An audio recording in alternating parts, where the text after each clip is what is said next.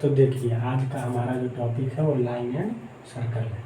Line और circle में हम लोग क्या पढ़ेंगे, तो लाइन और सर्कल में पढ़ेंगे कि एक लाइन और एक सर्कल कितने डिफरेंट तरीके से इंटरेक्ट कर सकते हैं।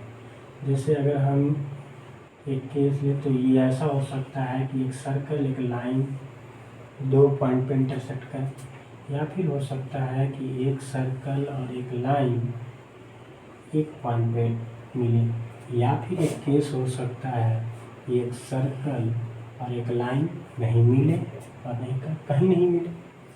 तो अगर इस सिचुएशन को हम कहते हैं तो ये हम कहते हैं कि मीट एट टू पॉइंट,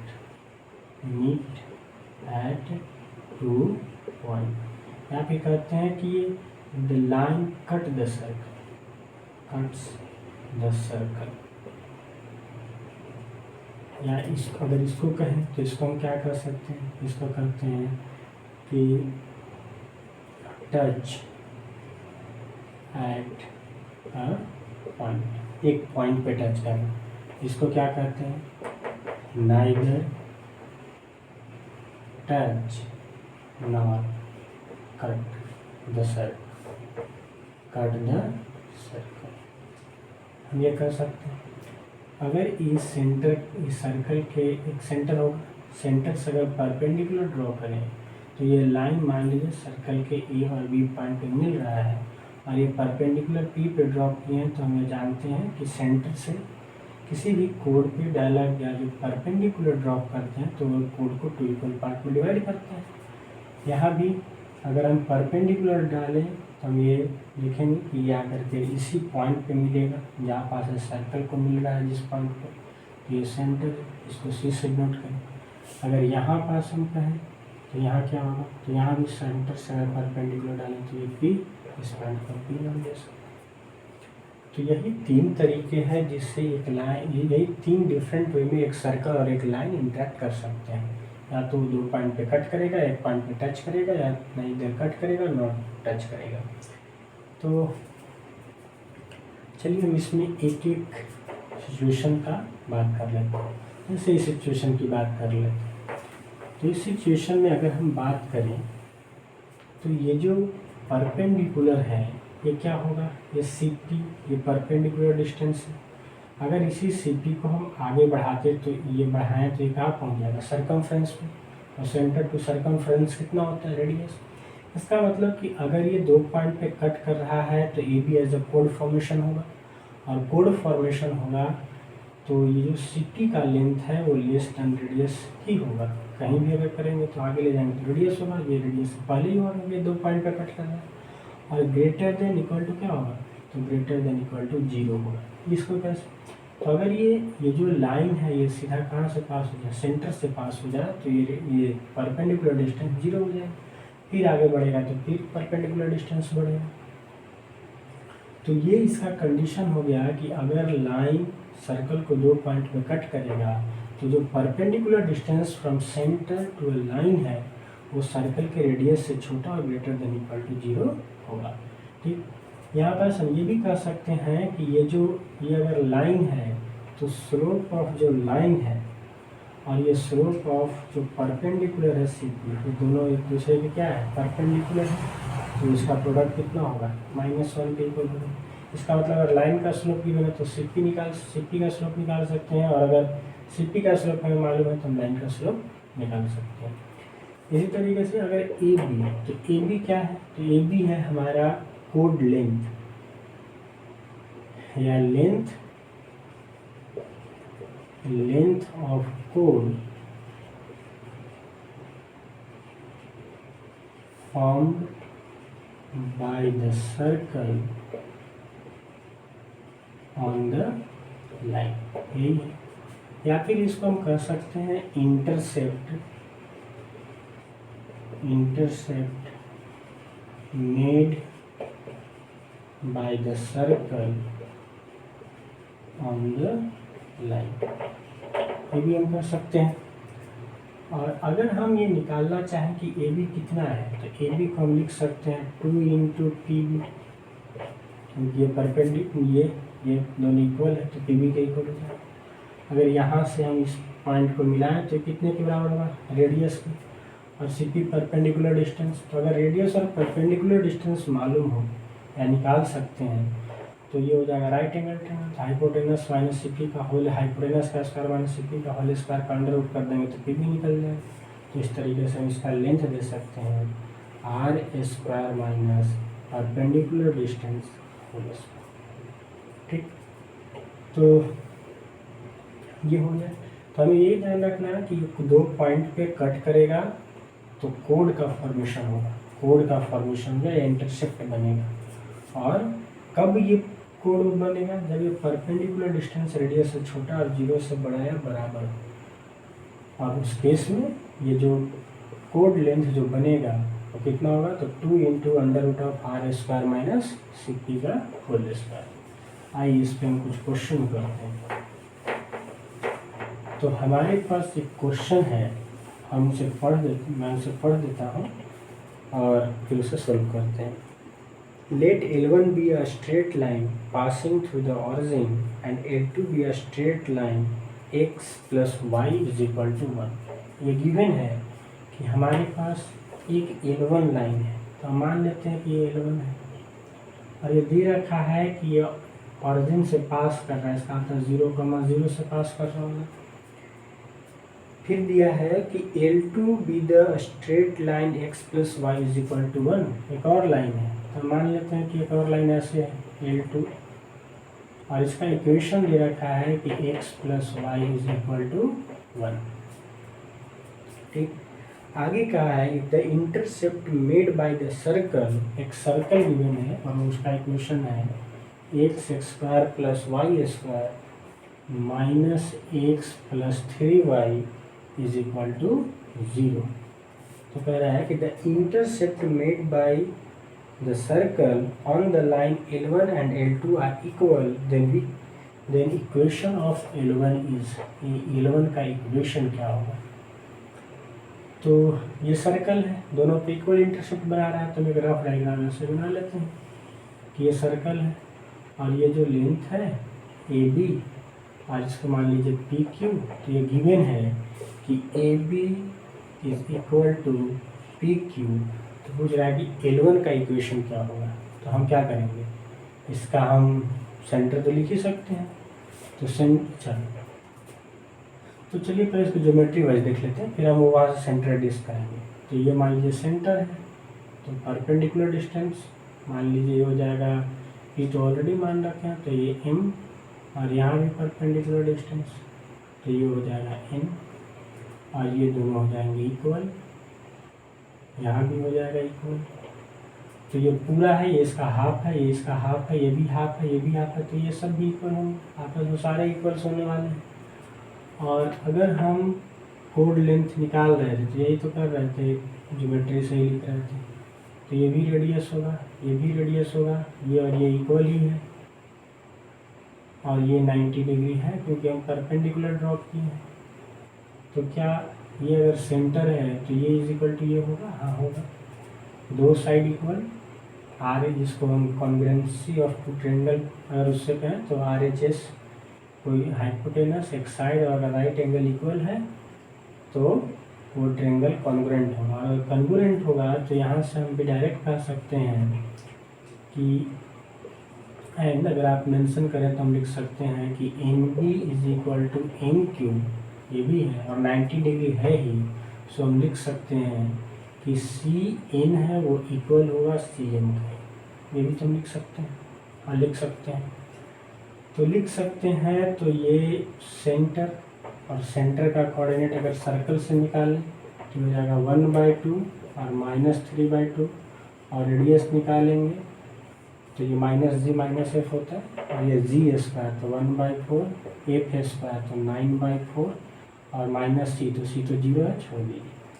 तो इज इक्वल टू कितना हो जाएगा 10/4, तो ये हो जाएगा 5/2 का अंडर। ये ना निकाल ली रेडियस, ऐसे रेडियस मुझे लग नहीं रहा कहीं जरूरत होगा बट निकाल ली। तो अगर इससे हम चले तो हम इससे भी चल सकते हैं, लेकिन अगर इससे ही रिलेशन मिल जाएंगे तो हमें कोई दिक्कत नहीं है। तो देखिए हम अगर ये तो CM तो नहीं निकाल सकते क्योंकि L1 नोन नहीं है, लेकिन CM निकाल सकते हैं क्योंकि L2 नोन है। सेंटर नोन है, तो हम परपेंडिकुलर डिस्टेंस सी एम निकाल लेते हैं। सी एम तो क्या होता है, पॉइंट को लाइन में रखो, तो पॉइंट है 1/2 -3/2 और -1 का mod upon under root of A square plus B square, तो 1 + 1।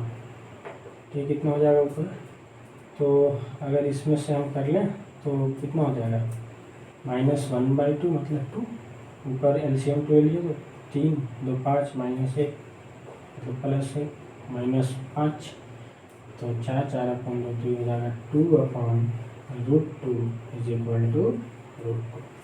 तो ये सी एम निकला है, सी एन भी उतना ही होगा। लेकिन अगर हम सी एन को लिखें क्या, हम सी एन को कैसे लिखें, तो हम सपोज कर लेते हैं कि इसका स्लोप ऑफ जो L1 है वो m है, तो क्या हम इक्वेशन लिख सकते हैं, एकदम लिख सकते हैं। क्या लिख सकते हैं, तो mx - y = मान लेते हैं कि ये c हो, अच्छा इसको c1 मान लेते हैं, कंफ्यूज नहीं होगा, ये c1 ठीक। मान लेते हैं कि स्लोप m है, तो इंटरसेप्ट, अच्छा इंटरसेप्ट की अगर बात करें तो हम ये भी लिख सकते हैं स्लोप m, तो स्लोप m एक पासिंग पॉइंट तो नोन है ना, तो नोन है तो इक्वेशन लिख देंगे, तो ये पुट करेंगे तो कितना आ जाएगा 0, तो ये इक्वेशन हो जाएगा L1 का। अब परपेंडिकुलर डिस्टेंस सी से हमें मालूम है CN1, तो हम परपेंडिकुलर डिस्टेंस का फार्मूला लगा लेते हैं, तो पुट करेंगे तो क्या हो जाएगा m और x का वैल्यू 1/2, तो 1/2 और माइनस हो जाएगा प्लस 3/2 का mod upon under root of A square plus B square, तो m² + 1, ये कितना का इक्वल है, √2 के इक्वल है।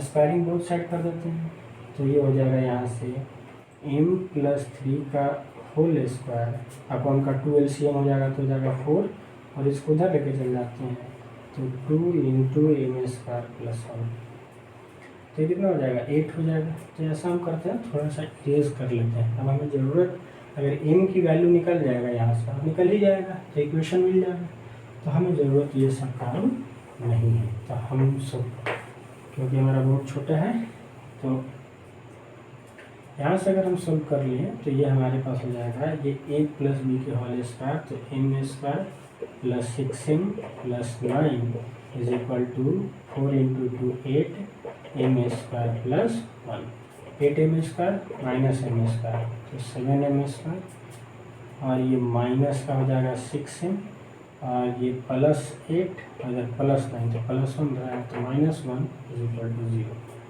अगर हम देखें तो 7 6 -1, m की वैल्यू 1 रख दें तो 0 हो जाएगा, तो एक हमारा रूट कैसे मिल गया, m = 1, और दूसरा रूट क्या होगा, तो ये हो जाएगा 7m + 1 = 0। तो हमारे पास यहाँ से m की 2 सॉल्यूशन मिल गए, क्या, एक m = 1 और एक m = -1/7।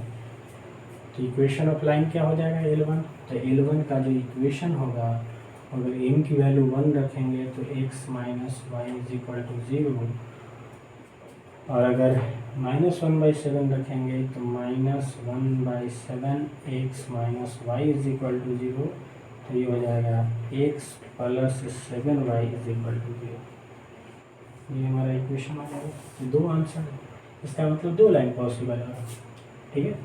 और होगा भी ये पैरेलल, और एक हो सकता है इधर एक ऐसा लाइन पॉसिबल है, तो ये हमारे पास 2 लाइन है, यहाँ पास 2 लाइन पॉसिबल है, ठीक। हाँ, चलिए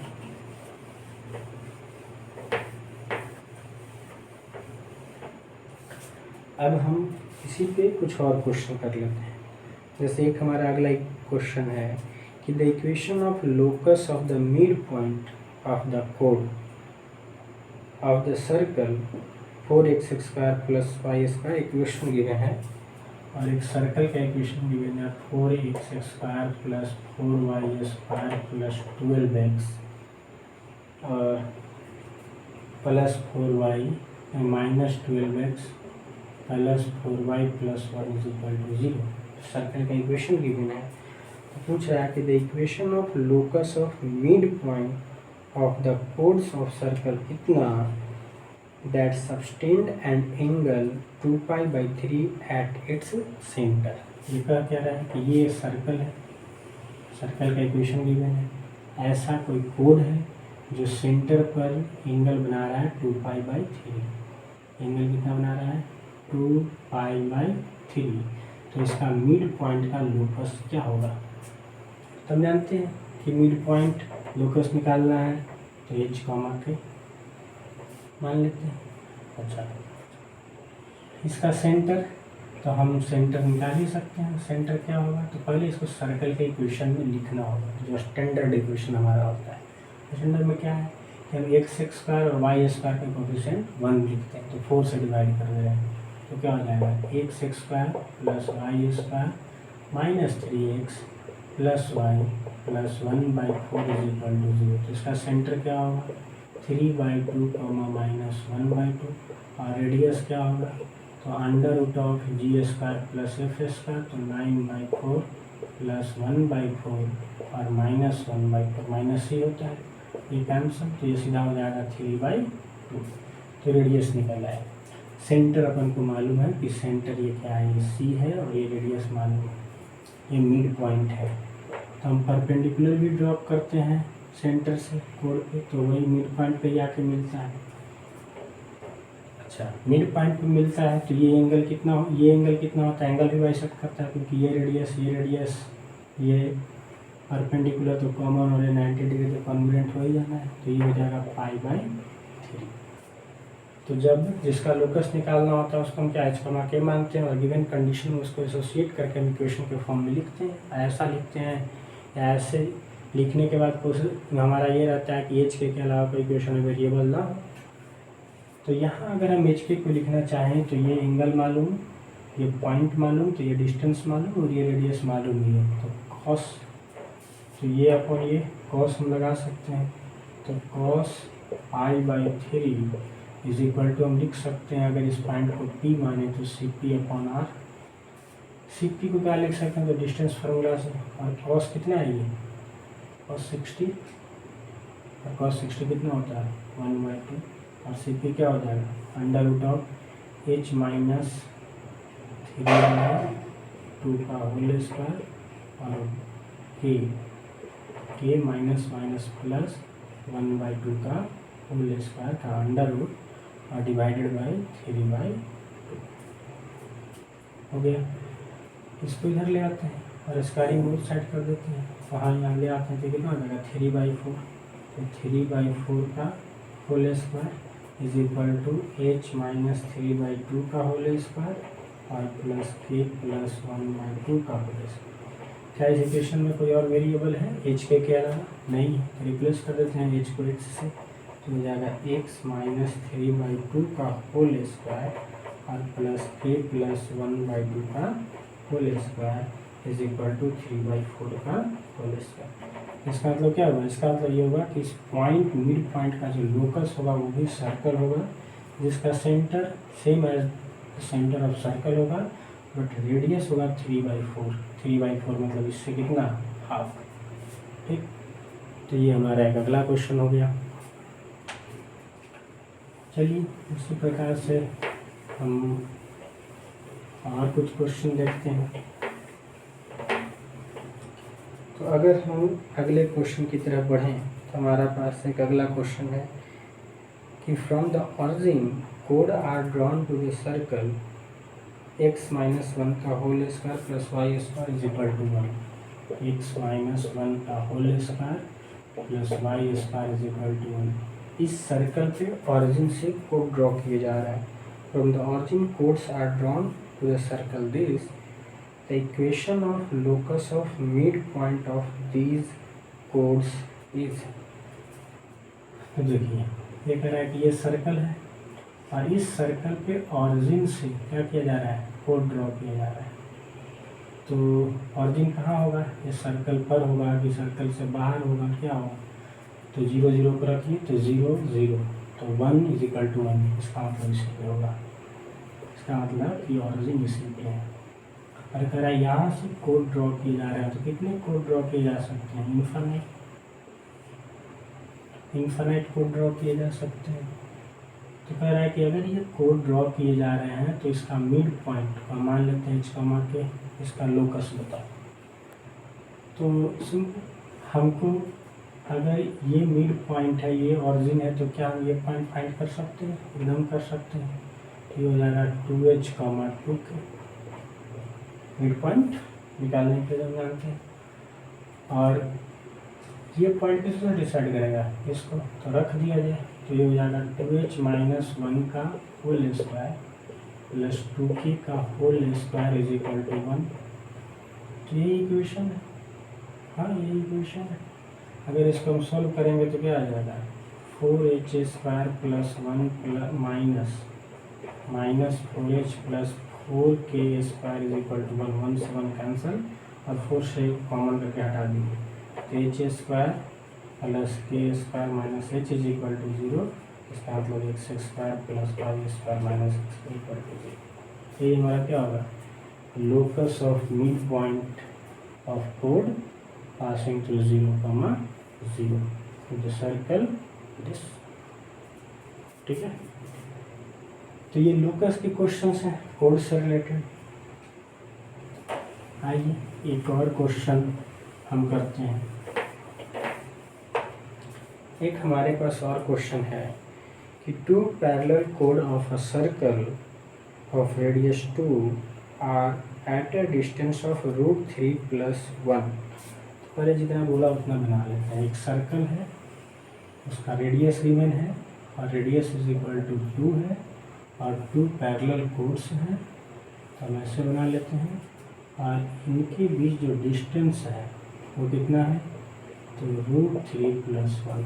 ये ना कहा 2 parallel chords of a circle of radius 2 are at a distance √3 + 1 apart. If the codes sustain at the center angle of π/k and 2π/k where k is greater than 0, then the value of greatest integer k is। ये कह रहा है equal length नहीं बोला है, कुछ भी length हो सकता है। लेंथ यहाँ इक्वल कोड का नहीं बोल रखा है। और ये बोला कि ये अगर सेंटर पर जो एंगल बना रहा है, सेंटर पर जो एंगल बना रहा है वो एंगल एक पर है 2π/k और एक पे एंगल है π/k। और बोला है कि k ग्रेटर देन 0 है, then greatest integer function k की वैल्यू क्या होगा? यही है π/k और 2π/k, k is greater than 0, then हाँ तो π/k 2π/k। तो ये रेडियस तो अपन को नोन है। अगर यहाँ से हम परपेंडिकुलर ड्रॉ करें तो क्या हो जाएगा? ये एंगल बाइसेक्ट करता है, ये हो जाएगा π/k। और अगर यहाँ हम ड्रॉ करें तो ये अगर इसको मान लेते हैं p, इसको मान लेते हैं m, तो ये हो जाएगा कितना? π/2k। तो ठीक है, हम इसको थोड़ा देर के लिए एज्यूम कर लेते हैं थीटा। तो ये कितना हो जाएगा? ये हो जाएगा 2θ हो जाएगा ना? हाँ, अच्छा, तो हमें k की वैल्यू निकालना है। तो अगर हम इसमें cos थीटा लगाएं, क्योंकि ये वैल्यू मालूम है, ये पूरा मालूम है, हाँ मालूम है, तब ऐसा कर लेते हैं कि ये पूरा मालूम है, ठीक। तो इसको अगर हम इस लेंथ को अगर हम x मान लें तो ये लेंथ अपने आप इतना दूर का ये लेंथ अपने आप आ जाएगा। इधर वाला लेंथ इतना रूट, ये हो जाएगा √3 + 1 - x। तो हम दोनों में cos थीटा तो लिख ही सकते हैं, ये अपॉन ये अपॉन ये, क्योंकि हमको r नोन है। तो अगर हम लिखें तो लिख सकते हैं cos theta is equal to कितना? x/r, और r की वैल्यू 2। और उसी तरह से अगर लिखें तो cos 2θ इज इक्वल टू लिख सकते हैं √3 + 1 - x upon r is equal to 2, ये अपॉन भी। अगर अच्छा ठीक, तो यहाँ से हम 2 थीटा में से थीटा भी तो रिप्लेस कर ही सकते हैं, तो एक्स की वैल्यू आ जाएगा। हाँ, तो हम cos 2 थीटा को लिख सकते हैं 2 cos square theta minus 1 is equal to √3 + 1 minus x/2। तो ये कितना हो जाएगा? हो जाएगा 2 और cos theta is equal to x/2 का होल स्क्वायर है, तो x²/4 हो जाएगा, और माइनस का 1 is equal to √3 + 1 minus x/2। तो उसको पहले सॉल्व करते हैं। तो ये 2 से 2 कैंसिल हो जाएगा, तो यहाँ भी 2, यहाँ तो 2 से पूरे मल्टीप्लाई कर लेते हैं, तो एक आ जाएगा x² - 2 is equal to √3 + 1 minus x। तो ये क्या हो जाएगा? x² + x, और यहाँ हो जाएगा माइनस √3 - 3 इज इक्वल टू 0। ये होगा। क्या हम x का वैल्यू निकाल पाएंगे? हाँ, तो x की वैल्यू को अगर हम डायरेक्ट √3 रख दें, प्लस √3 माइनस होल स्क्वायर, खत्म तो हो गया। तो हम लिख सकते हैं x minus √3 into x plus 1 plus √3 x², और ये x हो जाएगा 1 प्लस, हाँ ठीक है, हो जाएगा, तो इज इक्वल टू 0। इसका मतलब x की वैल्यू क्या है? x की वैल्यू एक आ गया √3 और एक x की वैल्यू आ गया माइनस ऑफ 1 प्लस √3। ठीक, तो अगर x की वैल्यू को हम यहाँ लिखें तो हमारे, अच्छा थीटा किसको माने थे? 2π/k के, तो यहाँ से आ गया cos 2π/2k is equal to √3 और माइनस ऑफ 1 प्लस √3। अच्छा, x/2 है, तो अपॉन 2। तो ये तो वैल्यू जानते हैं, ये क्या होगा? तो √3 की वैल्यू 1.73 और प्लस 1 2.73 डिवाइड करेंगे तो कितना आएगा? लेस देन माइनस 1, और हम जानते हैं cos की वैल्यू -1 से छोटा नहीं होता, इसका मतलब ये वैल्यू पॉसिबल ही नहीं है। तो हमारा सिंपल आ गया π/2k, और ये किसका वैल्यू है? किस cos का वैल्यू है? cos 30 डिग्री की वैल्यू है, तो ये हो जाएगा कितना? इसका मतलब एंगल कितने के बराबर हो जाएगा? 6। तो यहाँ से k इज इक्वल टू कितना आ गया? k इज इक्वल टू आ गया पाई से पाई, और ये क्रॉस मल्टीप्लाई तो 3। तो ग्रेटेस्ट इंटीजर 3 का वैल्यू क्या होगा? तो ग्रेटेस्ट इंटीजर 3 कितना होता है? 3 होता है। तो ये इस तरह से एक लाइन और एक सर्कल अगर 2 डिफरेंट पॉइंट पे इंटरसेक्ट करेंगे तो तभी इंटरसेक्ट करेगा जब वो लाइन का परपेंडिकुलर डिस्टेंस 0 से बड़ा या बराबर और less than radius of circle होना चाहिए। और उसके बेसिस पे ये हमारे रहे कुछ क्वेश्चन।